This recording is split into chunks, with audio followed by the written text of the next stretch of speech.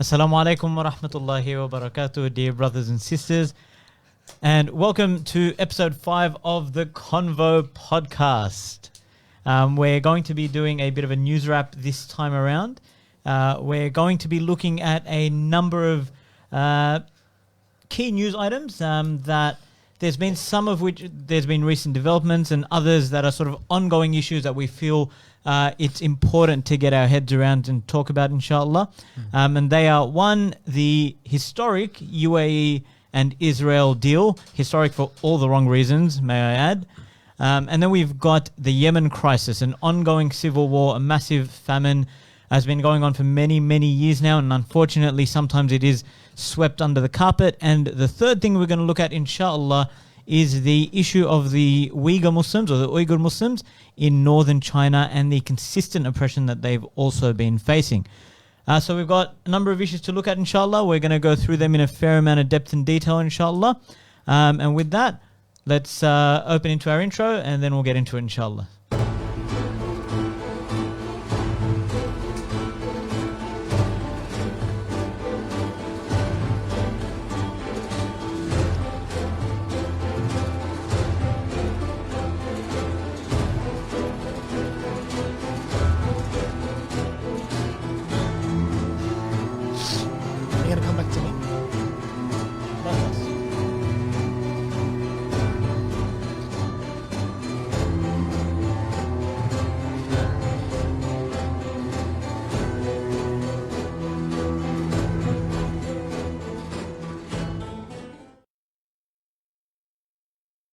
Assalamu alaikum, dear viewers. Lovely to have you guys with us on this Monday night on the 5th episode of the Convo. And yes, you know, as my co-host has introduced, we're looking at a number of news. We've called this one news wrap. We're looking at a number of important political developments in the Muslim world because, you know, things happen around the world, and you know, it's just that. We got to stay on top of them. Yeah, we got to stay on top of them. Like, things happen around the world, and sometimes there's big things that sort of, because we get so caught up, right, with our daily lives. Sometimes this stuff takes a back seat, and we don't get to sort of have a conversation around them. We don't get to discuss and figure out what's the details behind it, and it sort of just passes on somewhere in the background. So there's some of the stuff that we want to talk about. As my co-host mentioned, UAE and the Israel deal. We want to talk about China. We want to also talk about Yemen. And let's start perhaps with UAE. So we want to look at this tweet. Let's maybe just start off with this tweet, which talks about the first commercial flight from Israel to the UAE landing in Abu Dhabi. And so this is, you know, one particular angle of, there's an entry point into this conversation. But of course, it's, you know, as Hamza said, it's historic for all the wrong reasons. A deal in which we have the UAE seeking like normalization, complete normalization, with Israel. More so than just normalization. What's significant is the fact that 1994, I think it was Jordan, that basically had a peace agreement with Israel, and before that was Egypt. I think that's the right way, and I don't think it's the other way around. Yeah, 1978 was Egypt, and then 1994 right. was Jordan. So for the first time in a long time, an Arab country has basically said, yeah, it's all good with Israel, and that's a very, very significant development. It's been met with harsh criticism from many quarters amongst the Muslim world. Not, I hasten to add, from Muslim leaders. They've gone... some have gone the opposite road and said, oh, yeah, it sounds good, like Bahrain, for example. But yeah, it is particularly significant in that regard. It's historic. It's something that has come to light. But same time, don't think we should really be surprised about it. No, it's not surprising. But, you know, the way that the UAE is heralding it as some kind of victory, you know, claiming that after this peace deal, Israel has agreed to refuse to continue its annexation program in occupied land in Palestine. That's the angle that the UAE is taking on this one. They're selling it as a win, as a victory. They're selling it as a victory. And I think in terms of how the powers are selling it is an important part of this conversation. Just on that note, though, you know what Netanyahu said? He goes, with regards to stopping the settlements and the increase of them, he didn't actually say that we're not going to have any more. He didn't say we're going to stop them. He said they're on pause. They're on hold. The UAE is saying, oh, listen, everyone, annexation's going to stop. It's going to end, blah, blah, blah. And saying, we've done really good from that angle. Netanyahu comes along and says, yeah, look, it's still going to happen. We've just put it on hold. But not even that. Like, forget that. The biggest irony in all of this is that, and I did some research on it because this peace deal was signed about a couple of weeks ago, about 3 weeks ago. So I went and I tried to find the exact date, and I'm running off either the 13th or the 14th of August. Yeah, that's it. Right? There. So I did a quick search on Google to just look at news pieces today, because we know at the same time for the last couple of weeks, Gaza's being bombed. The Gaza Strip is being bombed like relentlessly, almost every alternate, if not every single day, by Israel. And I wonder, because it wouldn't come across as too much of a surprise, but it is a massive irony, a massive slap in the face of everyone who's heralding this as a victory. But would you believe that on the day that they signed the deal, the Gaza Strip is being bombed like relentlessly? On the day that they're saying that this is a historic victory where we're not going to annex further land, on the 13th it's bombed, on the 14th it's bombed, it's targeting military infrastructure, they say, because Hamas is sending in balloon-based incendiary rockets or whatever.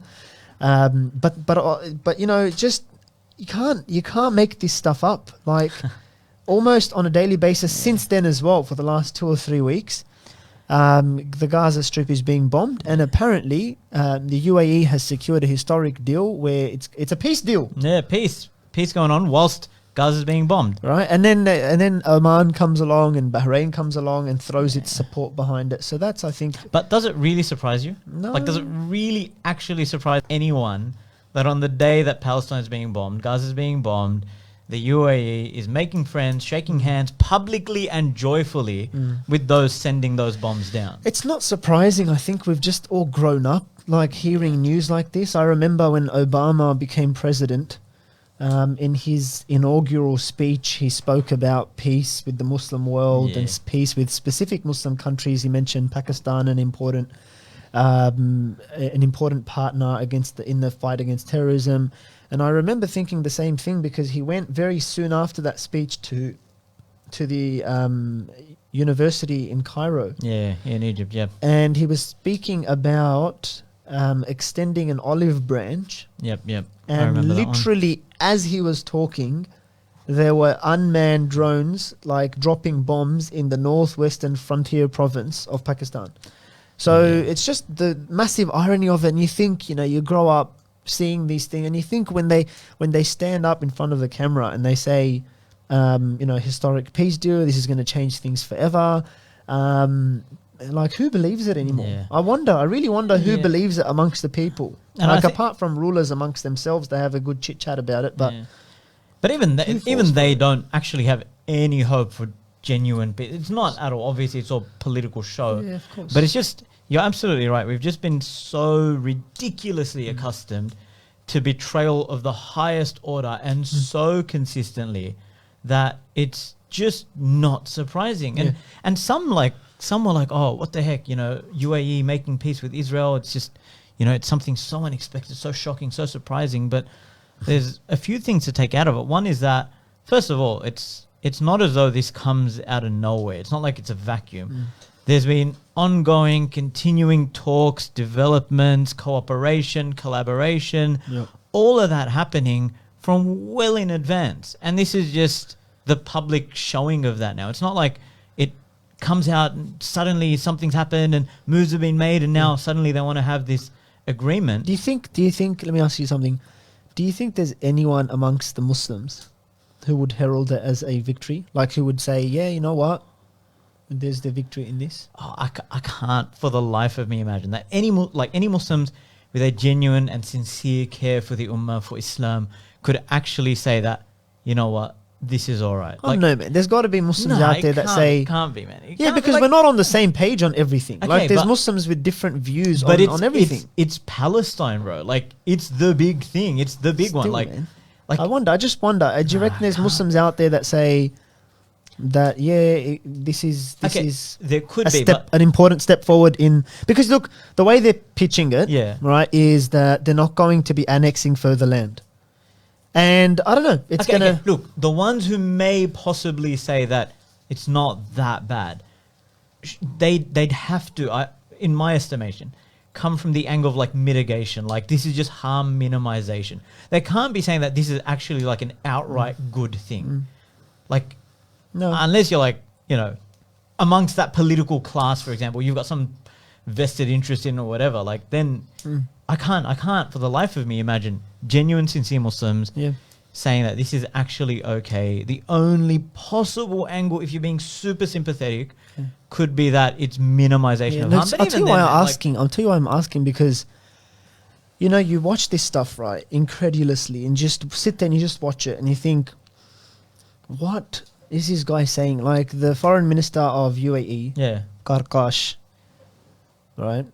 Any number of ways to make fun of that name, but let's move beyond that. But Anwar Karkash, right? Yeah. He comes out and he says that he's saying that appealing to the idea that Israel is illegitimate is this convenient populist idea that the Arabs have moved beyond, and even the Palestinians have moved beyond as well. Saying they've moved beyond this idea that you just call it.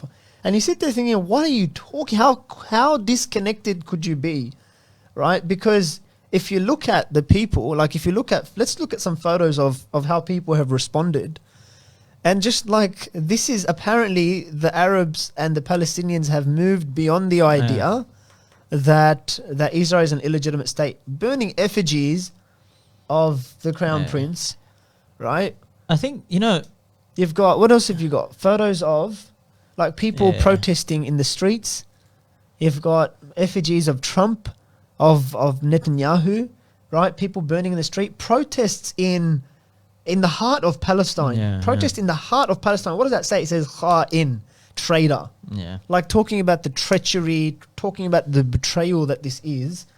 Like, and these are not isolated. That's the thing. Like, I wonder, am I in some like massive echo chamber where we're all just saying, you know, no one's going to take this guy seriously? Are there people out there that actually, is there anyone that buys it, or are they just talking to themselves now? I think when it comes to the point of sort of the political expediency and sort of the benefits that can be attained from this stuff, then it's a particular class that attain that. The ruling classes, the political classes, those who have that sort of that interest, and that's where they're going to reap the benefits. But for the everyday person, like it means, it doesn't just mean nothing. It means the opposite. It means absolute and utter betrayal. But you know, even with the whole idea of the two-state solution, 1967 borders, even that's sort of more rhetorically acceptable, so to speak, because we've just been so battered over the head with oppression and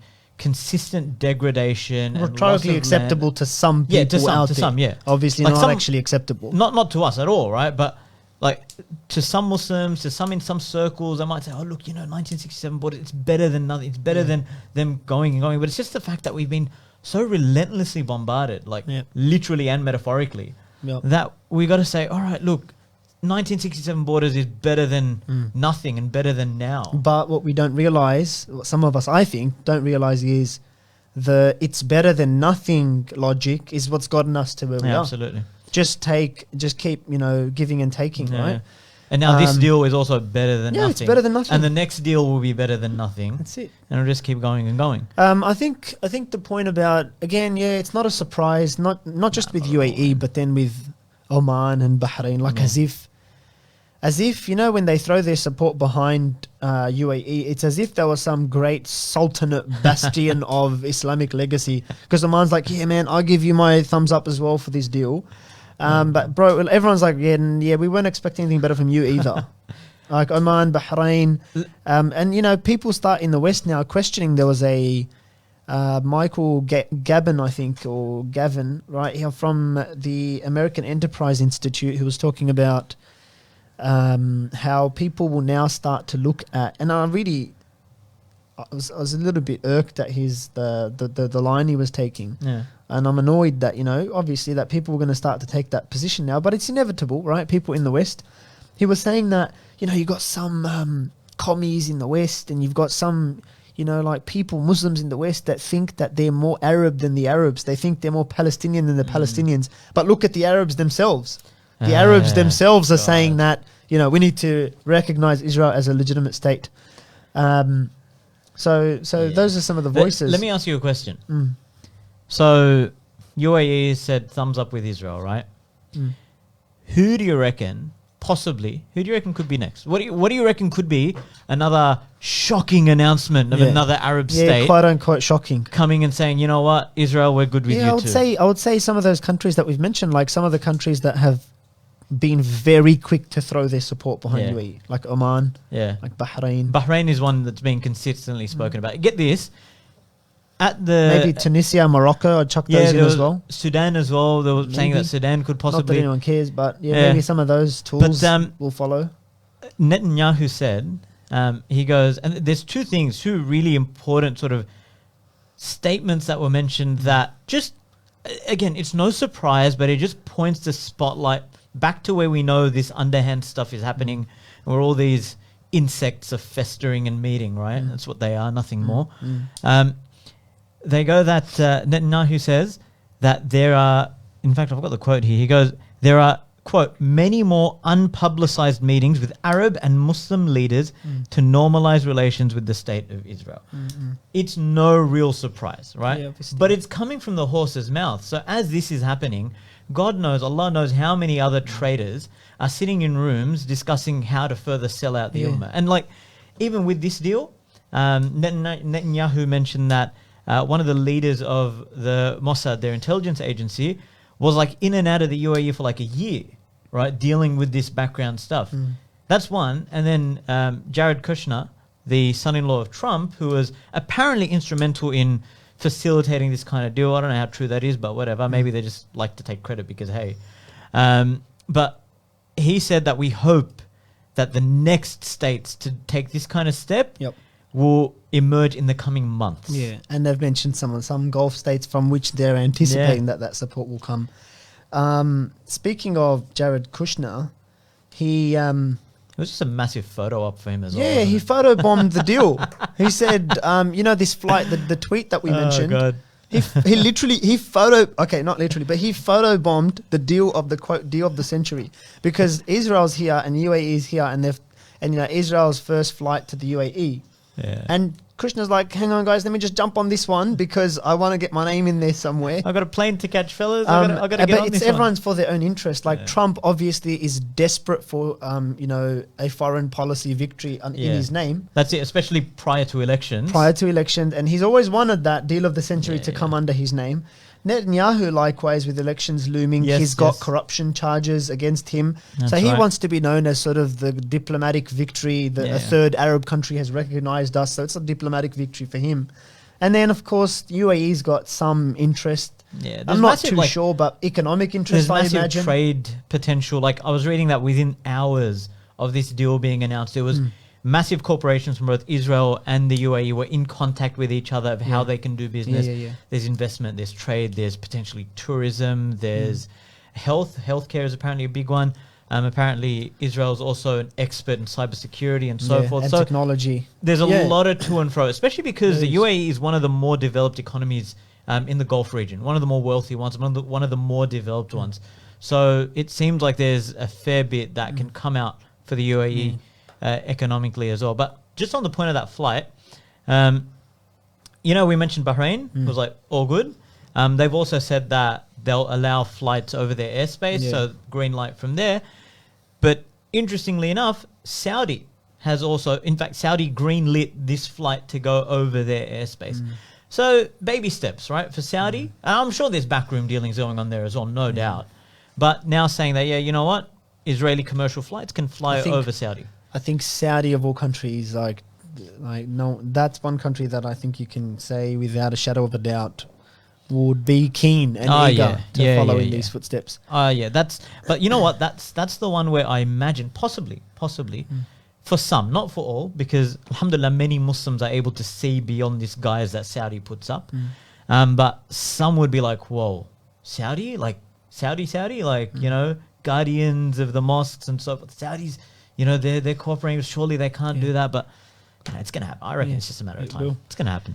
But yeah, you know, for us, I think, why is this important? We've got like important points of our aqidah, of our Islam, that you associate with Muslims and you dissociate from, you know, the kuffar and those who align themselves with them. So that point of wala wal bara, it's very, very important.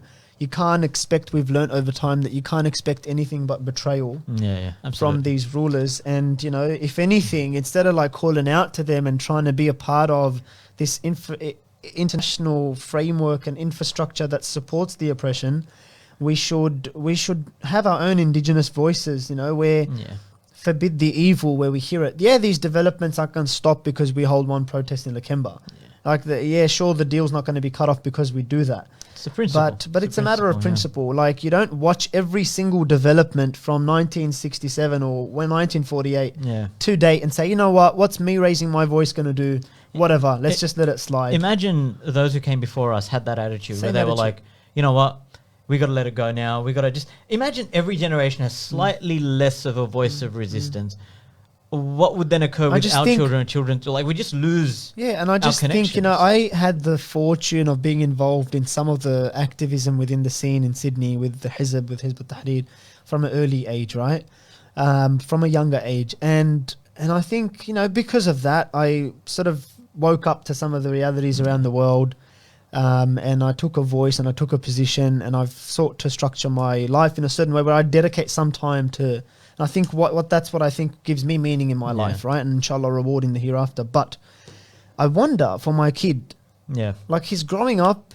I've got a 4.5-year-old, Yusuf, and he's growing up in a world where now, like, several Arab states are normalizing relations. I wonder, like, you know, what position he'll like personally take, like growing up. How will he conceive of the response of Muslim communities in the West and in the East towards this issue of Palestine? And is it something that just like it's on the radar? Should it not be on the radar? Is it just something you just ignore because these things have been going on forever? Or should I talk to him and say, make a point of never accepting any development except one that is in favor of Islam? Like, absolutely. That's where I come from. It's got to be like deliberately pushed. Yeah, you have to. Like, and I think it's for the sake of the kids. Like, it's for the sake of the next generation growing up in Sydney. I remember our kids. My parents and grandparents would watch ABC News and then SBS News one after the other. And as a young kid, I was always annoyed as to why they needed to watch two news broadcasts of the exact same thing, because I wanted to watch cartoons at the time. Right? But that's besides the point. But I remember whenever trying to save my kid from being someone like you, like just wants to watch cartoons. Ouch. You didn't even get the moral of the story. Let me get to the details. Let's get there. Let's get there. Anyway, I used to watch this, right? And anytime there was Israel-Palestine issues, you'd see Yasser Arafat, right? He'd be on screen. And, you know, they'd be showing him the deals and this and that and what's going on. And Netanyahu would make an appearance, or Sharon and so forth, right?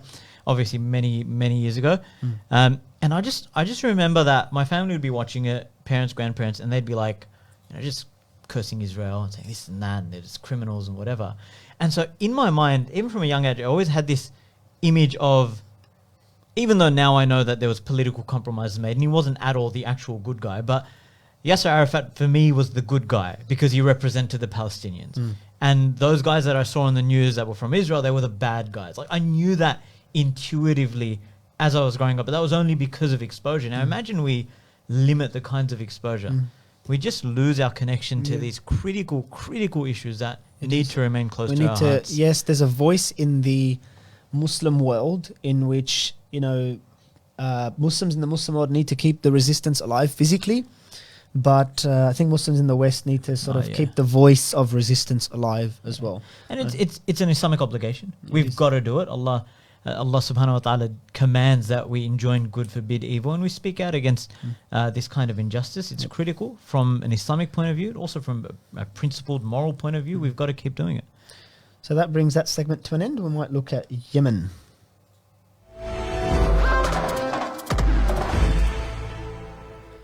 So Yemen, there's a lot that's happened. There's a lot that's been happening over the years in Yemen, to be honest. Man. 2011. Yeah, man. Stop. 2011. 2011 is when the crisis started. Yeah. Of course, it's long-standing with Abdullah Ali Saleh.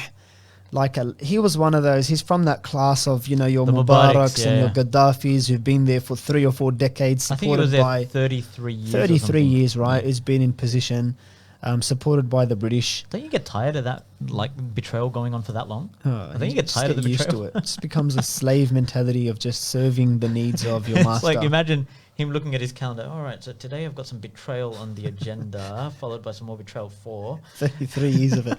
But on a serious note, right, so much is happening. It started in 2011. 2015 really intensified when Saudis Yeah. joined in. Civil war time, It unfortunately. became like a civil war. And now, of course, it's being dubbed as the greatest humanitarian crisis of the last half century. Yeah, it's insane. And the situation's really, really bad. It's a very ugly situation. You've got a political crisis. You've got an economic crisis. It's an ecological crisis as well, where they just don't have enough water. Yeah, They that's don't have enough astounding. water in various parts of the cities to feed themselves, right? And where they do, that water is so badly contaminated that you've got cholera outbreaks. Yeah, like the worst in decades. The UN was saying decades, the worst right? cholera outbreak in So decades. the UN's in on it, obviously, with their tokenistic commentary. But the situation in Yemen is really bad. It's dire, man. Like, I think latest figures put it at around roughly 100,000. Yep. 100,000 who have Casualties. died. Casualties alongside those who have perished due to famine, malnourishment, Yep. And poverty. that's not talking about the hundreds of thousands of displaced refugees. Oh, yeah. Millions. Millions of if I'm not refugees. mistaken, Yeah, displacement. 80% of the population is in dire need of assistance. 80%. That's 8 out of 10 people need urgent, like life-saving assistance from outside sources. And it's just, it just boggles the mind. And like, it's bad enough that this is the issue, but you just, on this theme of sort of betrayal and so forth, like, who's one of the key players leading the aerial assault in Yemen? Saudi, right? Again, those protectors of the holy mosques are wonderfully protecting all the Muslims by chucking bombs at them, right? And a vast proportion of the deaths. And they've from targeted, them.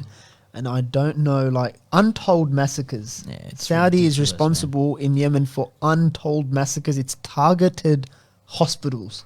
Hospital, bro. I read Like, at what point do you, like, how does that? Hey, go figure. Like how do you justify that? How Go on f- earth do you justify They've targeted hospitals because apparently, right, you've got healthy resistance fighters. This is the line they'll take, right? Healthy resistance fighters who are taking shelter in key positions around hospitals, and then it's just collateral from there. Bro, they had, subhanAllah, this was just horrifying. Not that anything, all the rest of it is anything less. But there was one particular attack, I'm not sure if you came across it as well, but 44 schoolboys who were on a field trip. Their bus was bombed, right? And it was in a busy marketplace, and the driver had stopped there to get some snacks for the kids and probably for himself and so forth. Saudi bomb, right? Apparently US made, which is a whole nother layer of complication to this. 44 innocent young schoolboys who were wearing UNICEF backpacks, destroyed, killed, massacred. And so much of it is US made. So much of their military infrastructure, so much of their bombs, the fact that Saudi does not have the capacity to refuel mid-air, that infrastructure is being supplied by the United States. And so there is a debate in the United States about the role of the United States. They've tried to pass a bill to pull back from the war, and Trump has obviously because they've got fantastic morals, right? Yeah, they're going around they're dealing. so good and The deal of the century in Israel and Palestine. They're trying to bring about peace there, and obviously And they're in trying to bring Yemen. about some major humanitarian crises across the border in Yemen. So that's America for you. Let me ask you, before you continue. So you mentioned Houthis. Give me a lowdown. Who are these people? Like, what are the parties involved? Because humanitarian crisis, but you mentioned political crisis. Yep. Talk to me about who's who. What's going on? So you can talk about the people. You've got the president Hadi, who sought refuge in Saudi Arabia. You've got obviously, so Hadi was a right hand man to Abdullah Ali Saleh, who we've spoken about, who was a dictator effectively, British backed. For 3 decades he ruled over Yemen. His right hand man Hadi then came to power. I think the situation was that not just because of, people get sick of one guy over 30 years. That enough. Presumably, that itself is enough to, justify trying to remove him. But on top of that, obviously, I mean, these guys, your Mubaraks and your Gaddafis and your Abdullah Ali Saleh, they're not running the country like sincerely. They're not looking after the interests of the people. It's all for themselves. And so there's a political crisis, there's an economic crisis, there's an ecological crisis. But also, on the point of the political crisis, there are Zaydi, which is a sect of the Shia minority. In fact, it's not a minority, it's a minority, but it's a big minority. Significant proportion. It's 40% of the population, right? And are Zaydis in Yemen, and they face some serious suppression. Okay. Right, from that government. Yep. All right. So when Hadi comes to power, we're talking 2011, Arab Spring is coming across from Egypt. Yeah, so that's had the impact. It trickles over into Yemen for these reasons. And then when there's a cosmetic change that happens, obviously the people in general have a serious discontent, but in particular the Houthis, because they feel that we've been suppressed for so long. So this new bloke came in, Hadi came in after Saleh was He comes ousted, in right? after Saleh is ousted, but he comes in, as another British, man. Yeah. And that's where you have a Houthi uprising. So they're not happy with Saleh. They get rid of him. Yep. But when they see cosmetic change, like you saw in other parts of the Arab world, there's a bit of an uprising. There's take over key positions, right? And that's where the sort of the problems really start with in terms of the casualties, because now there's open fire. And fast forward, not to skip details, but fast forward 2015. 2015 is where the Saudi coalition comes in. So why did they come in?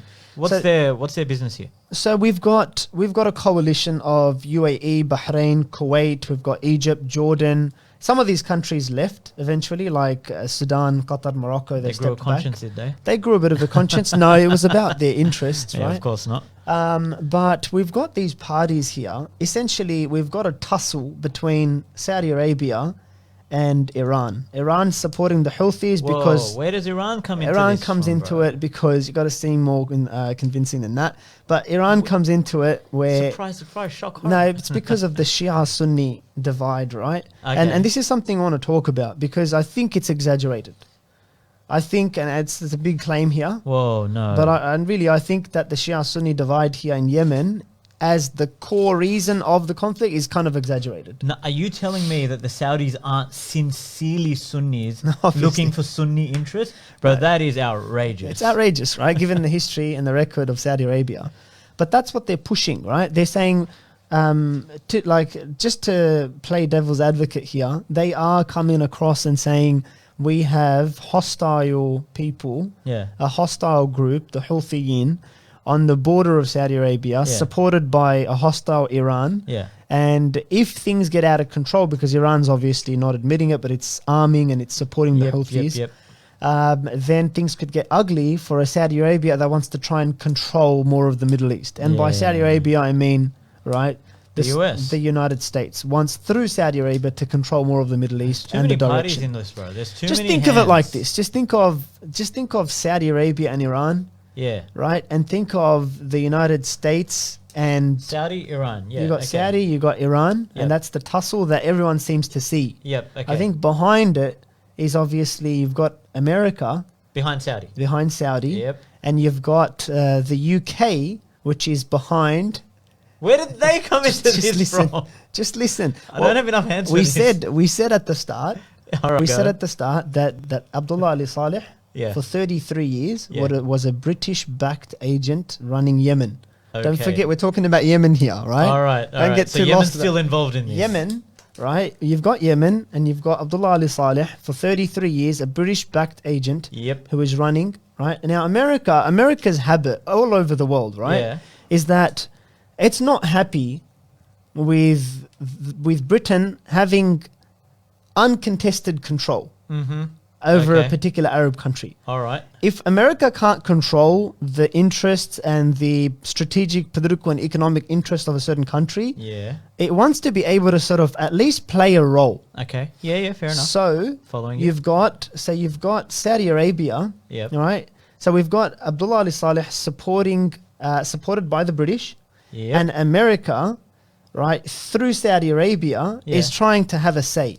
And just think of it like this. Just think of it like America coming in and saying, look, we might not be able to control the outcome of this, but we are certainly happy for it to get dirty enough. We don't care about the Houthis. We don't care about the Saudis. They could kill each other off for all we care. But we need it to get dirty enough for Yemen to now become contested territory. It can't be uncontested British territory.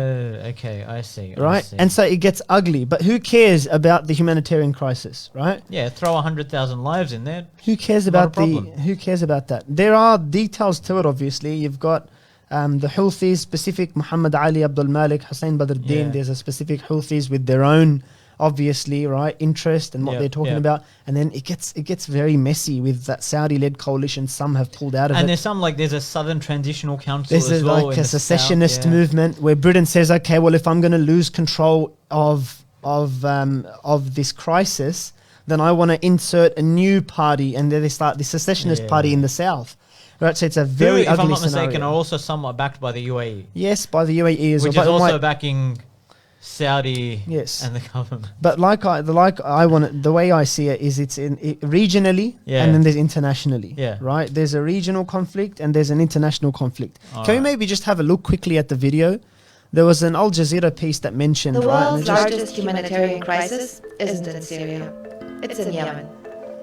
Thousands have been killed and millions have been displaced so far. The conflict has been going on for years, but it became especially violent in March 2015. That's when the Saudi-led coalition got involved. Now, the poorest country in the Arab region has become the violent playground for regional and international powers. So it's a longer video. I didn't bother playing the whole thing. Feel free to guys look it up when you get your time. I'm not sure there's 3 cameras. Not sure which camera to look at anymore. I just look at Hamza now. But yes. So and this is normal, like in politics.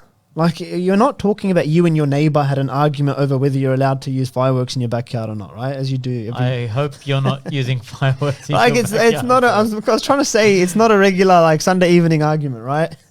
Not sure what kind of arguments. I really don't know where you're going with the analogies here. But it's not about you and your neighbor and who has control over, the front patch of whatever, right? Your driveway, can they walk over it? Can you park your car there? It's disruptive. It's not 2 neighbors. We're talking political situation. You've got it's dirty. It's like Syria. It's dirty. You've got Russia involved. You've got Iran involved. You have the French involved.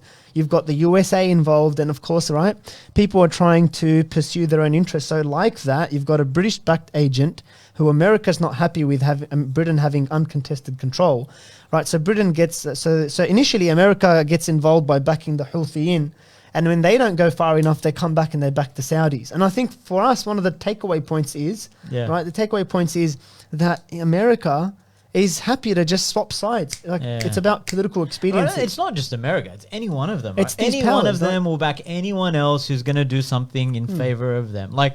And it's so interesting to see how Iran comes into it, right? The fact is that Yemen is close to Saudi, right? In proximity geographically speaking, right? And so for Saudi to have an Iran-controlled militia at its border is massively bad news, right? And they can't have that because Iran wants regional power, Saudi wants regional power. And so it's just this proxy contestation that's being played out. And Saudi needs to get the US behind it because the US doesn't want for Iran to have unrivaled power in the region either. They want to have control over both players in that area. And the UAE's got to see who it's going to side with as well and goes down the Saudi road. Doesn't want Iran to have significant power. Just speaking of that, interestingly enough, we didn't really mention it with Israel and UAE. I'm not going to drag that topic back in. But one of the reasons that have been cited for Israel and the UAE to get together is because they share a dislike of Iran's growing influence in the region, right? Israel and Iran don't get along. UAE doesn't like Iran either, right? So part of that is also part of that deal is to denigrate and to reduce the influence of Iran in the region. But you just see how messy it all gets. It is man. messy, and we're looking at Yemen, the Uyghur issue, and the UAE Israel peace deal. And for the Yemen one, I had to go on my Excel spreadsheet. I had to create like a little table. Yeah. I was like, who are the people? Who are the belligerents? Like, you have to get your head across it. It's messy. But the point, I think there's a couple of points. Number one, the messiness of it, if you start to read it, you realize people can switch sides. Like, these powers switch sides like this. For them, it's about interest. So that classic quote by Lord Palmerston, British parliamentarian from the 17th or 18th century, where he says that Britain has no permanent friends and it has no permanent enemies. No, I think the phrase is, the quote is, Britain has no permanent allies and it has no permanent enemies. It only has permanent interests. And that's it. It's just interest. It's just, what do I want at what point? And if my interest can be met by siding up with the Houthis, at one point I'll side up with them. If I realize I'm overstretched, I'll side up with the Saudis. I don't care if both of them kill each other off. My point is, now that I've supported the Saudis with intelligence, with with sort of military infrastructure, with funding, I don't want to see, right, officially, America's gone in officially. There's a bill, like they've documented it. They've gone in. So they don't want to be seen as the US agent is now on the run. Yeah. So they're not backing out for that reason. And you know what the thing is, right? SubhanAllah, our lands, as if they're not destroyed enough. Like, it's bad enough that unfortunately the Muslim lands have been so invaded, corrupted, destroyed, and everything else. Like, it's almost no longer just a matter of keeping the Muslims down. It's now the playground for international powers to contest each other. And it's like, so when did we get to that kind of a position? Like, initially, it used to be, and obviously these were horrendous times, but countries would be invested in their politicking in the Muslim world for the sake of having dominance over it and preventing the Muslims from having sort of their own political destiny in their hands. Now it's not just that. It's like, okay, we actually are going to contest each other in your backyard, and there's nothing that you can do about it. I think they've always done that. I think they've always used it, but just the brazenness with which they'll come out and use, like the Al Jazeera report started off by saying that Yemen has become the playground of regional international powers. Just come in, muck around, let's see who gets what in the end, walk off with a piece of cake, and 1 million displaced, 100,000 killed. Bury whoever you need to, right? Doesn't matter. It's all about your interest. But it's just like, one level is like, we're going to take on a country because they're a threat. That country itself, or that nation, or that people is a threat. So it's one level to take them on because they're the problem in your eyes. But it's a whole nother level where it's like, we can just ignore them. We're just looking at what others are doing now in that area. See, and even on the Shia-Sunni issue, like I personally want to make this point, that I think more of the Muslim community needs to look into just that point you were making. Like, do you reckon Saudi, given what we know about Saudi, do you reckon Mohammed bin Salman, do you think the biggest thing on his mind is, we are a Sunni state, we've got to protect Sunni Islam. We've got to protect Sunni Islam, and that's why we're fighting. Like, I really think more of the community needs to sort of, all of us need to sort of wake up to this point. It's not a Sunni Shia divide. Like, yes, there are Sunni Shia tensions. Yes, they exist. But what's America doing? America is coming in, and it's able to get Saudi involved by using their hatred of the Shia in Yemen. It's using that. But is this a sectarian issue at the heart of it? No. It's a political issue for the interests of superpowers. And Yemen's long been contested by superpowers. It's been British-controlled land, and America's long not been happy with it.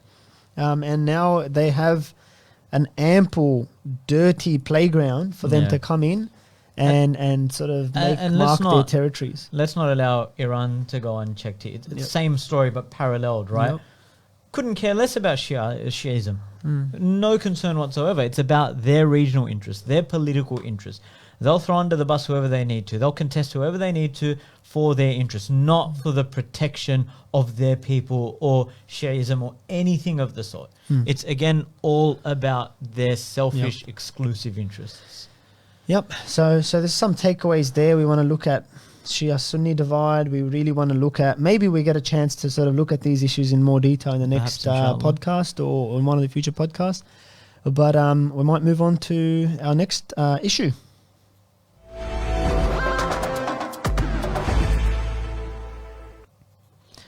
All right. So our next issue is the... What's our next issue, Mr. Qureshi? Well, I was just about to say it. Well, you just need a bit more enthusiasm, buddy. Let's go. I want to talk about it. I want to get to the issues. I want to know what you have to say about China. You've taken about... Oh, I'm going to take your introduction. That next issue, ladies and gentlemen, is on... it's the Uyghur Muslims in the northern Chinese region. It is, pardon some of our banter, but it's a serious issue. And, you know, in the research for some of this stuff, it's mind-boggling, some of the stuff. We come across statistics and you try and... you're trying to extract information from it that can be used in a podcast like this that we can talk about, but so much of it is it's all horrifying. It's horrifying, all and it's like harrowing to see some of these images, these satellite images of concentration camps that come out of China. You really don't know where to begin. Like, I was having a conversation with my co-host here before we started, and I said to him on the issue of China, on the issue of the Uyghur Muslims in China, like, where do you start? Like, what do we start with? So much to look at. Where do we start, and what conversation? And we just concluded, let's just talk about it. Let's just share some of our research. I think one of the first things we can look at is this issue of what the Chinese government, the Communist Party, calls the re-education camps. So these are camps where, at the moment, roughly, and it's probably more if you investigate further, I think it's between 1 to 3 million Muslims are being detained. Now, it calls these camps re-education, where they're apparently educated about Chinese state ideology, and it's all really friendly and hunky-dory, right? Sounds very 1984. Oh, bro, this outdoes Orwell. In fact, I was reading an article not long ago that said that if George Orwell saw what China is doing now, he'd be horrified. He'd be vindicated. So it's beyond Orwellian, right? So 1 to 3 million concentration camps. And they are confined to the rooms. They are forced day in, day out to chant slogans about the People's Republic of China. And in fact, there are reports from Muslims there who've said that they've been forced to eat pork, drink alcohol, purely for the sake of sort of insulting their Muslim identities and sensibilities. And you can see the intensity of it. It's not just not being allowed to eat. It's being forced to eat things that, against the Islamic culture and the imposition of a Han culture. Right? 80% of China subscribes to a Han culture, right? And they just see Uyghur Muslims as different. They dress different. They talk different. They live differently.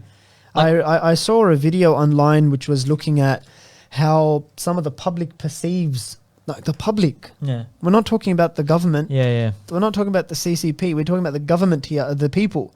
And there's this lady that's being interviewed, and they're like, tell me about the Uyghur Muslim people. And she goes, they're just different. They're just all thieves and robbers. Like all of them, they're just thieves and robbers. Massive propaganda campaigns. Massive lack of creative capacity. Where you say, yep, thieves and robbers. That's pretty much saying the same thing. But well done, lady. But you do not take an entire ethnic group and just generalize them as thieves and robbers, right? But you can see the success of the Chinese Communist Party in propagating that. Because then what they're doing is putting 1 million thieves and robbers into re-education camps, right? Although, so ridiculously euphemized, it's not funny, but beyond that, like things that go on in there's many horror stories that have come out from these places, like forced sterilizations of Muslim women so they can't have children, forced abortions as well, rapes, there've been torture, fingernails being taken off, made to stand in painful positions for hours on end, screaming from cell to cell that can be heard by everyone, like just absolute horror stories. And that's not even looking at the disappearances, where if people are in if they're in a concentration camp, then one, their families aren't allowed to see them or talk to them or contact them or anything, but you can possibly find out that they're there. But there's many others who just disappear, gone, finished. And There's some of families the still searching for them. some and of what's nothing. happening in these camps was mentioned, I remember, on a Four Corners report. Maybe if we can just have a quick look at the way that this report introduced the issue. A UN panel says the region resembles a massive internment camp where more than 1 million Muslim minorities have been rounded up, detained and forcibly indoctrinated by the Chinese regime. Witness accounts, satellite imagery and Communist Party documents reveal what appears to be the largest imprisonment of people on the basis of religion since the Holocaust, I think she's trying to say. Yeah. But yeah, so, I mean, there are reports like that sort of go in, but I think one of the other big issues is there's hardly any, they have to rely on satellite footage. It means they're really controlling the narrative within China and outside of China as well. There's reports and there's videos that you can watch online where journalists from different countries have gone to the region to try and get footage of these camps and what's going on, even just from the outside. And it's so ridiculous, but those reporters start to document how they're being followed. And the same people are following them everywhere. And anytime they take out a camera, you will have state officials within minutes, literally within minutes, who rock up there in cars, they put your footage away, you can't film here, and they usher them away.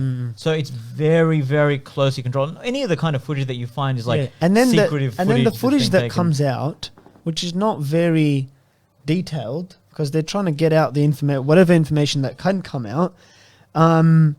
The footage that does come out is so unequivocally denied, because you had like Chinese ambassadors. It's farcical. It's almost laughable. It is, but you have Chinese an ambassador of China that was on a report in the UK, I think on Hard Talk or on one of the British programs, right?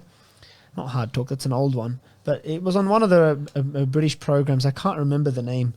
And he was being asked, like, very explicitly. He was shown a video of satellite footage, and he said, "Can you explain to me what this footage is of?" And he's like, "I'm not sure." And then he goes, "Okay, you're not sure about this one. What about this one?" And then there was a video of a lady, a couple of videos of ladies who were sort of talking about their experiences in China. Yeah. The experience of their husbands, and they had gotten out and they had moved over because of health reasons. They got the opportunity to move out and to migrate. So they were sharing their story from somewhere else in the world. And she's saying, my husband was put through like these internment camps. They were sleep deprived. Their nails were cut off. They weren't allowed to seek medical aid, right? Whatever, right? Untold, right, horrors. And then he was asked, what do you have to say about this? And he goes, it's unclear who this woman is. It's unclear what this footage is. It's unclear. And I was getting a little upset at the journalist who I thought let him off too easily. Right? And I was like, no, buddy, this is footage of a woman, and there are dozens of other people. Heaps and heaps. There are dozens of other footage that verify this same thing. Have you not heard anything about any of this? So everyone who's reported on this has just lost their marbles. And it's just re-education. Okay, what are we re-educating them about? Like, who does that anymore? Interestingly, talking about the re-education thing, last year, I think it was, or perhaps the year, I can't remember exactly when. I think it was the year before, perhaps. But there was a massive leak of Chinese government papers that the New York Times got its hands on. Conveniently, because at that time, Trump was raging against China. But that aside, it gave a lot of detail about exactly what the Chinese Communist Party was doing. And one of the things it was talking about was how Islam is like a virus, right? Like a virus that's spreading.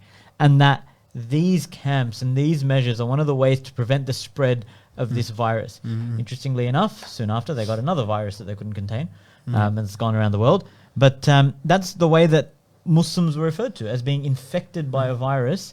And Islam was spoken about in those terms. And so any and all measures are then taken to, like you were saying, right, reduce not just the character of them, but their visibility, their reality, their existence even. And I was just reading a report not long ago about how there's like genuine efforts to force demographic change in the region where, like, for example, fertility rates in that region or birth rates have dropped over like 2 years by 84%. And there's like forced measures to prevent Uyghur Muslims from actually having children or from continually populating the area. Forced migrations back into the Han. Just while you finish off that point, we don't want to conclude just yet, but before we maybe get back to this point, can I maybe ask the tech guys to put up the number and see if anyone wants to... yes, please call in if you want to have a chat about it. If you want to ring in, share some of your views on any of Yemen, these topics. on the Uyghur issue. Like, what do you think about it? Maybe even what can we do? Like, what more can we do in the West to raise concern, raise awareness about these issues? What can we do for our kids? What can we do for the community?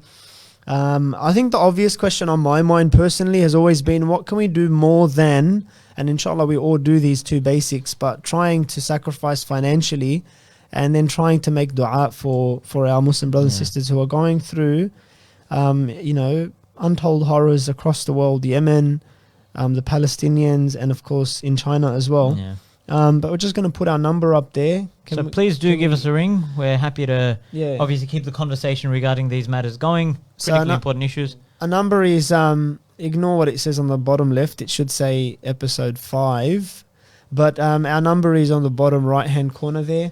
So if you get a chance to, please give us a buzz. We'd very much like to hear from you. But sorry to cut you. You were saying? No, I was just saying that there's demographic changes that are being forced in the region. So they actually want to limit the growth of families in that region, Muslim families, and they want to actually change that and bring the Han Chinese population into the area as well, and actually create significant changes in the region. And effectively, like almost the word that's been used is ethnic cleansing. That has been a term thrown around. Ethnic cleansing, genocide as well, cultural genocide, if they want to sort of put a modifier before it. But those kinds of terms have been used with regards to this issue, and I wouldn't say they're particularly far off. No. But one other thing, and this is beyond heartbreaking for any parent, is that there's 500,000 children in state-run orphanages. Now, I say orphanages in inverted commas because their parents are alive, but both parents are in these camps. So just imagine that. Imagine, like, your child is in an orphanage run by the Chinese government. You have no idea what they are going through. You have no idea if they're being clothed and fed and taken care of. You've got no clue. But yourself, your partner, are in these camps, and your children are now wards of the state. And you've got no contact with them. You've got no idea what is happening with them. And you don't know if you'll see them again. 500,000 children. Yeah, there's that. That's and then astounding. I also remember my wife was telling me, because there's a campaign online to raise awareness about what's happening with the Uyghurs. You could find it if you look up online. I don't know the exact name of it. If our team can give me a name. What's the name of the campaign that's being run on the Uyghur issue? Just we'll get the name if you can find it. But there's a campaign. It would be good to sort of support it, encourage it. But my wife, who was involved in that online campaign, was telling me there's what you're talking about, but also there's some serious level of mental rewiring that they try and do. Absolutely. Like actually re-education, but like rewiring, where they will try and just convince a person that Islam is not for you. Islam's not a thing. It's more than it's like our supreme leader is the leader of the Communist Party. Like to let go of core aspects of the Aqidah, to let go of, because it's an aggressively secular state, right? So to let go of the concept of believing in Allah. And you think, how can a Muslim actually, but there are people who knows what we'd go through, like what you'd say and what you'd do if you go to that level of torture. Yeah. Right? And they're not asking for you, they're not asking for lip service. They want to see conviction. Like I said, it's the most aggressively secular state in the world. And whenever you heard about concentration camps, like in growing up in school and they spoke about concentration camps, it always evoked Hitler and the Nazi regime and the Holocaust and 6 million Jews died, right? But it was always a thing of the past. It was and then the world moved on. Yeah, And it's like this stuff- we're behind. That's behind us now. It's behind We don't us, do that right? anymore. And obviously, we know through the war in Iraq and Afghanistan and Bosnia, we know through countless examples in the Muslim world that, of course, killing is still it's a big thing on the priority list for the superpowers. But for China, which again has been sort of like a growing economic power, Yeah, that's what everyone sees it as. Is Right. sort of they've got a lot of money, they've got a lot of influence, but some they're not like seriously aggressive policies against an ethnic minority in the form of these concentration re-education camps. Absolutely untold horrors. Let me just mention, because we spoke about the betrayal of Muslim rulers and so forth. Let me mention just one or two quick quotes, right? So, a letter to the UN that was signed by Algeria, Bahrain, Egypt, Kuwait, Oman, Pakistan, Qatar, Saudi Arabia, Sudan, Syria, and the UAE about China and about these camps. China has undergone a series of counter-terrorism and de-radicalization measures, including setting up vocational education and training centers. Now safety and security has returned to the region, and people there enjoy a stronger sense of happiness, fulfillment, and security. We note with appreciation that human rights are respected and promoted in China in the process of counter-terrorism and de-radicalization.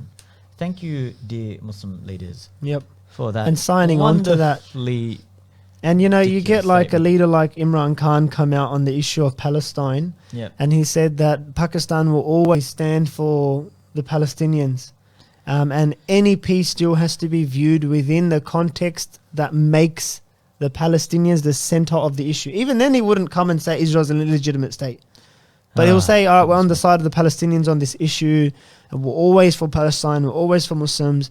But when he's interviewed on the Uyghur issue, Yeah, what he was said, his response? He sounded very much like a Chinese ambassador being asked about the question. so he said, I do not know the exact situation. Yep. The Chinese have been a breath of fresh air for us. They've been extremely helpful to us. We have plans of reviving our economy, and China is going to play a huge role in that. Can I just see that? Because there's apparently some comments I'd like to read out from our esteemed viewers. Dash listeners. So there's a couple of comments here. How much power and influence do we, the non-state actors, really have? Usually sanctions, boycotts and diplomatic tellings off can impact policies based on interest. But again, what can non-state people do? I think it's a good critical question. That's Yeah, a it's a really, critical really good question. Some of the other questions there, I think they're more like comments. I'm leaving them for now, but we'll look at this question. What can us as non-state actors do? I think there's 2 points to it. Number one, you're never going to be able to do what a state can do. Yeah, absolutely. I think that's the key core point. consideration, yeah. You're never going to be able to do what a state can do. And so the priority should be to try and like mirror that strength in the form of a state. Only a state that has strong Islamic, like sincere interests, that wants to protect the Muslims, a kind of state that is modeled on the state of the Prophet ﷺ, an Islamic state, the Khilafah. Only an Islamic state modeled on that That's it. can actually repel, can actually protect, serve as a shield, serve as true diplomatic relations with countries, sever diplomatic ties with a country. Like Mahmoud Abbas came along and said, I'm going to sever diplomatic ties with UAE. And he called back his ambassador. And you think, whoop-de-doo. Yeah, cool story, bro. I'm pretty sure you've done stuff like that in the past. Not going to amount to very much at all, because guess what? The Muslim world doesn't look up at you as some kind of bastion of Islamic interest or the interest of the Palestinian people. I think we need to... So I think the first thing is not very much, as non-state actors. 100%. You We just really need to can't. wake up to that reality. It is a reality. We are just going to be inevitably and unfortunately counting our tragedies, counting our backward steps, counting the humiliation and the degradation day by day, month by month, year by year, until we are on a playing field where we can match blow for blow the political powers. That's just a reality. That's what's just a going to reality. happen. And there is no alternative to that. Like, we can sit around and hypothesize as much as we want, but until we have level genuine playing Islamic field. leadership that's got the capability to at least act in a significant political manner and do the things that were mentioned in that comment, right? Sanctions, diplomacy, whichever means you decide to take militarily, even if that's what's on the cards, it's just not going to change. So I think if maybe that's the first point, and the second point would be do what you can as a non-state actor to try and get to that position, right? That's Like, critical. like, you know, you ask yourself, what am I as a Muslim? You know, you learn certain skills or you develop certain interests growing up, right? As a student in a school or a university, and you figure, look, this is my thing. I could do this. I see myself as a lawyer, as a teacher, I think at some point as a generation of young Muslims, we have to also have key like political objectives in your mind. Like, you've got to stop thinking like 1.7 billion strong, but we're thinking like individuals. We're Like, all at some point you got to be like, yeah, I've got my individual life, but I want to see myself as part of an ummah, and I want to try and establish that level playing field where we'll be able to respond to a blow with a blow, right? Or be able to defend in the face of a blow. Like, it doesn't have to be just responding to fire with fire, but it's about defense as well. As the Prophet ﷺ says, right? إِنَّمَا الْإِمَامُ جُنَّةٌ, that the person at the top, the political leader sitting at the top, controlling the affairs of the Muslims, he's a shield, right? That's what we need. يُقَاتِلُ مِنْ وَرَائِهِ وَيُتَّقَى بِهِ, that he is the person, he's the shield from behind which you fight, and he protects you when others fight against you, right? So that's, I think, it's part of the first point. But then at the same time, I think, you know, in the absence of... Yeah, it's not like we sit around and do nothing because, hey, we haven't got the political leadership. We've got to craft our activism in a way where we at least produce the vision of having that. Like, if we don't have that vision, that's where we need to be, then we're just going to have disparate attempts this way, that way, and whichever other way. And it's just going to be sort of a relatively chaotic collection of actions. I'm not saying those actions are bad or shouldn't be done, but they're just not directed. They're not guided in a particular We just direction. need to have that vision, a proper systematic vision that this is where we need to be, and organize ourselves on that basis where, yes, it could be a potentially decades long, or even generationally long, whatever it may be, right? Victory is in the hands of Allah. Yeah. But our responsibility is to be moving in that direction. I think, you know, what would be very interesting is actually, and I encourage our audience tonight to maybe undertake this exercise at some point when you get the chance. When Ramadan, we get the opportunity to read the Quran really closely, and you start thinking about ayat and you read tafsir. But obviously the encouragement from the imams and from the Prophet ﷺ himself is that, you know, that's supposed to be something training ground. Like, it's a training. The Sahaba used to treat Ramadan as a training ground. Yep. So use time outside of Ramadan to look at. One exercise I would encourage is try and see what key like principles can be extracted from the Quran and Sunnah when it comes to the issue of like political unity. Like, you have things like, you have crises happening in these countries that we've spoken about on tonight's show, and we'll try and wrap up inshallah to this podcast. But what does this, like, what does the Quran and Sunnah say about this? And how can I like rearrange my life to try and address some of these issues? So, you know, we grow up hearing this hadith about innama as-sawmu junnah, fasting is a shield. On that same pattern, the Prophet ﷺ says that innama al-imamu junnah, the political leader, your khalifa is a shield, right? So to extract something from it, what do we take away from that?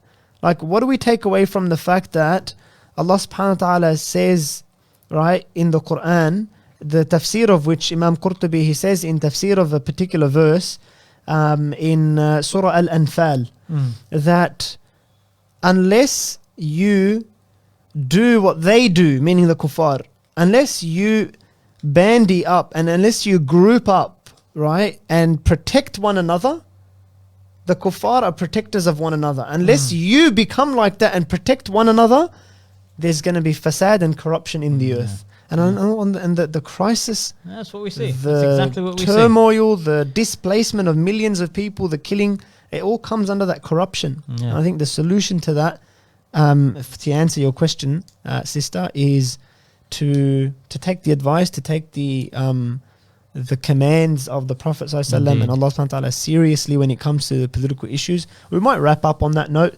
Yeah. We don't have there's a couple of other comments, but we encourage our audience to read through them as well. We all get a chance, and I might personally try and respond to some of the other comments that have come through on Facebook. And we raise our hands in dua to Allah subhanahu wa ta'ala to bless us with relief. Ameen. Just as, you know, we found relief after the bushfires with rain, we ask for these fires in the Muslim world to be relieved by Allah subhanahu wa ta'ala's blessings. And we'll end on that note, inshallah. وآخر دعوانا الحمد لله رب العالمين. السلام عليكم ورحمة الله وبركاته.